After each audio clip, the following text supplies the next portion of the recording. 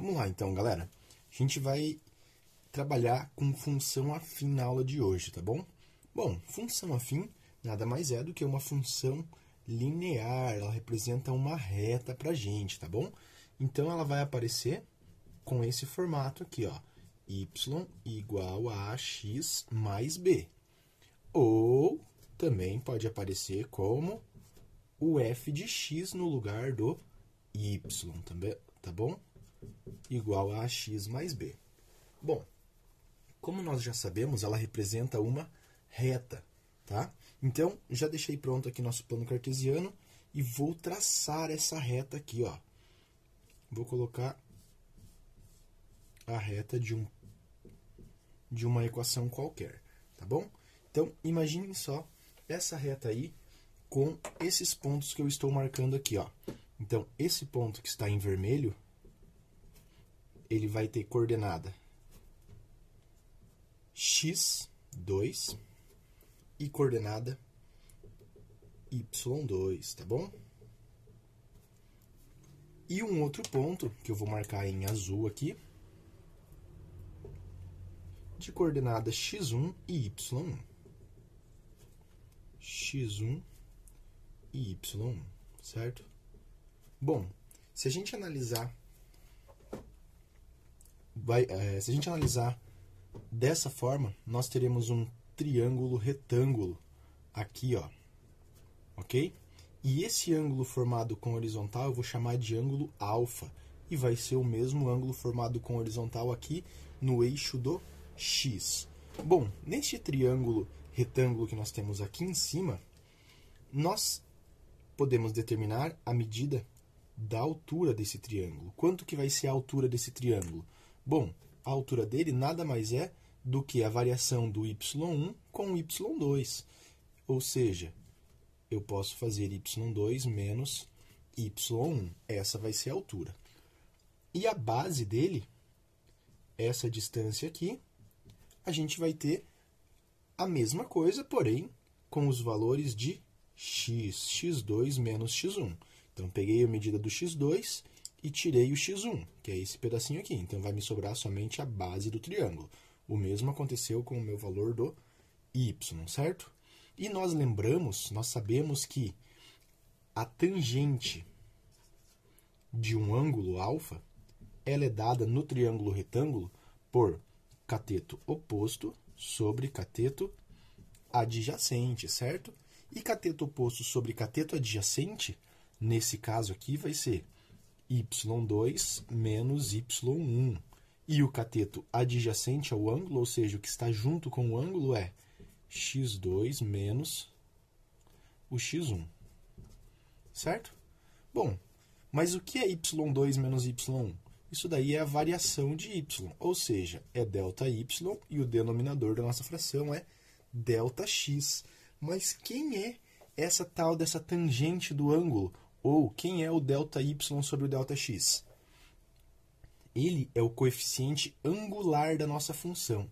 Ele quem vai determinar a inclinação dessa nossa reta aqui, tá bom? Então, quanto maior for esse valor da tangente, esse ΔY sobre ΔX, mais inclinada nossa função vai estar, certo? Positivamente, mais próxima de estar paralela com o eixo do y. Quanto menor for, mais próxima de estar paralela com o eixo do x, ok? Porém, quando esse valor desse coeficiente angular se tornar negativo, a nossa função vai ficar com essa cara aqui, ó. Ela vai passar para baixo do eixo do x, ok? Isso vai mostrar se a nossa função ela é crescente ou decrescente, tá bom? Então, tudo isso é o nosso coeficiente angular, que é esse azinho da nossa função aqui, que está multiplicando x. Tá ok? Então, nós vamos poder determiná-lo através da tangente do ângulo formado pela reta com o eixo da abscissa, ou através do ΔY sobre ΔX, tá bom? Então, vamos analisar outras coisas aqui dentro desse gráfico ainda. Se eu perguntar para vocês qual é o ponto o que vai acontecer com o ponto dessa nossa reta ou de qualquer outra quando o valor do x, né, no nosso ponto, no nosso plano cartesiano, quando o nosso valor do x for zero. Olha lá para a nossa funçãozinha aqui, ó, y igual a x mais b. Quando o x for zero, eu vou ter 0 vezes o nosso coeficiente angular. Bom, 0 vezes qualquer valor vai resultar em 0. Então, esse cara aqui ele vai sumir. Quem que vai sobrar para a gente? O y igual a b, tá bom? Então, a gente vai ter essa coordenada para qualquer reta. Coordenada 0 em x, b em y. O que isso significa? Para pensar lá. Quando o x é 0 aqui no nosso plano cartesiano, quando ele é 0, ele não vai para o lado direito, ele não vai para o lado esquerdo. Então, ele vai ficar em cima do eixo y. Tá bom? Bom, se ele está em cima do eixo y, ele vai cortar o eixo y em qual ponto? Sempre no ponto B. Então, esse ponto vai estar localizado aqui em cima do nosso eixo. Esse cara sempre vai ser coordenada 0 e B, ok? Caso o nosso B seja negativo, o que vai acontecer com a nossa reta? Nossa reta ela vai estar um pouco mais aqui para baixo, tá ok? Sem problema nenhum, tá bom? Outra coisa que nós temos que lembrar lá do nosso conceito de função. Raiz da função.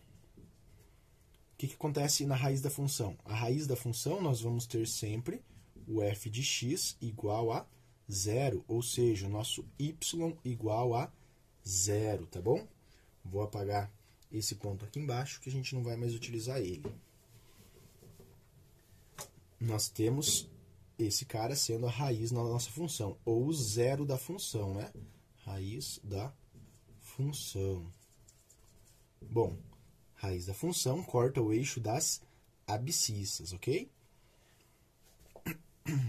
Bom, e voltando a falar da questão do nosso coeficiente angular aqui, nós podemos ter função crescente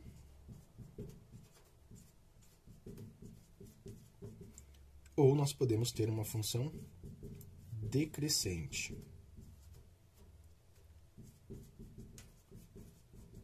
Certo? Função crescente ou decrescente. Quando que nós vamos ter uma função crescente? Quando o nosso a for um valor positivo. Isso vai mostrar a nossa reta com essa cara aqui, ó, igual está essa do exemplo, tá ok? Começando pro lado esquerdo, valores baixos, e ela vai estar aumentando conforme o nosso x aumenta. Numa reta decrescente, nós vamos ter o contrário. Nós vamos ter uma reta com essa cara aqui, ó. Então, ela vai estar o contrário. Ela vai diminuir conforme o valor do x aumenta. Então, o x aumenta, o nosso y diminui. Então, nós temos aí uma função decrescente. Beleza? Bom, além disso, nós temos também uma função que nós podemos chamar de função constante. Então, tá aqui, ó, função constante. Beleza? O que é uma função constante? Para pensar na palavra constante. Se ela é constante, significa que ela não vai variar. Quem que não vai variar?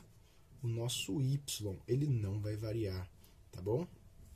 Então, olha só, temos aqui o nosso plano cartesiano, fiz ele um pouquinho menor. Numa função constante, o y não vai variar. Ou seja, você vai pegar um valor qualquer de y e a nossa função sempre vai ser esse valor que você escolheu. Vou chamar aqui de c, como está aí na apostila de vocês, tá bom?